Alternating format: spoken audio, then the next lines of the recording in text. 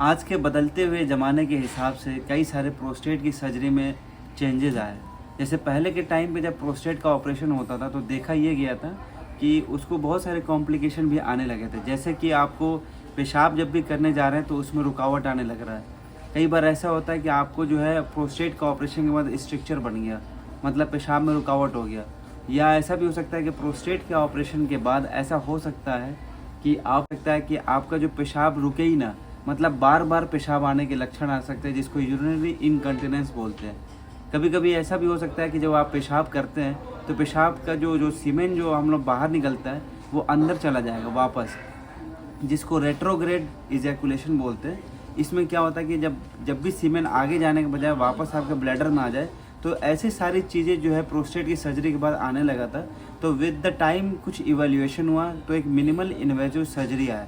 तो प्रोस्टेट के बारे में जो सबसे आसान और सबसे जो है अच्छा टेक्निक नए नए ज़माने में आ चुके हैं, जिसको हम लोग बोलते हैं यूरोलिफ्ट। यूरोलिफ्ट एक ऐसा सर्जरी है जिसमें आपको जो हमारा प्रोस्टेट के जो लोब होता है, जो पेशाब के धार के बीच में आता है, तो हम दो जो है स्टेपलर लगा के उसको खींच के बाहर बना देते हैं।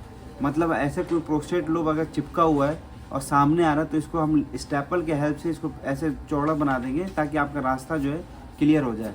तो एक यूरोलिफ्ट एक नई टेक्निक है प्रोस्टेट की सर्जरी के लिए, जिसमें आपको 10 मिनट की सर्जरी होती है। कोई पेन नहीं होता है, कोई भर्ती नहीं करना होता है, किसी भी तरीके से कोई ब्लीडिंग नहीं होता है। इसमें ऑपरेशन के बाद जो लोगों को जो कंप्लेन हुआ करता था कि रेट्रोग्रेड इजैकुलेशन, वो भी नहीं हो सकता है।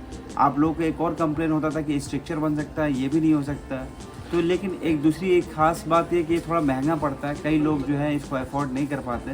लेकिन मुझे लगता है कि आज के टाइम पे जो लोग अफोर्ड कर सकते हैं उनके लिए बेस्ट है ये। दूसरा एक और टेक्निक है जिसको रेज्यूम थेरेपी बोलते हैं। इसमें क्या होता है कि जो प्रोस्टेट के लोब में हम लोग कुछ वाटर जो वेपर होता है, स्टीम होता है, वाटर का जो स्टीम होता है उसका यूज़ करते हैं और प्रोस्टेट को पूरा जला देते हैं। ये भी एक ऑफिस प्रोसीजर होता है। आप ओपीडी के बेसिस पे हम लोग करते हैं। 5 से 10 मिनट का प्रोसीजर होता है, पेनलेस होता है। उस अगले ही दिन हम उसी वक्त पेशेंट को डिस्चार्ज कर देते हैं। पेशेंट को ना तो कोई रेट्रोग्रेड इजैकुलेशन होता है, ना तो इनकंटिनेंस होता है, ना तो कोई हेमेचूरिया होता है, कोई ब्लीडिंग नहीं होता है। एक और चीज़ होता है जिसको हम लोग प्रोस्टेट आर्टरी एम्बोलाइजेशन बोलते हैं, या निडल एब्लेशन बोलते हैं, या TUIP बोलते हैं। ये सारी चीज़ें आज के टाइम के हिसाब से देखेंगे तो बहुत ही ज़्यादा इवॉल्व हो चुकी है। कई सारे लोगों को नहीं पता है कि ऐसे भी सर्जरी एग्जिस्ट करता है। अगर आपको लगता है कि आप पैसे अफोर्ड कर सकते हैं तो आप ये वाला टेक्निक ज़रूर कराएं।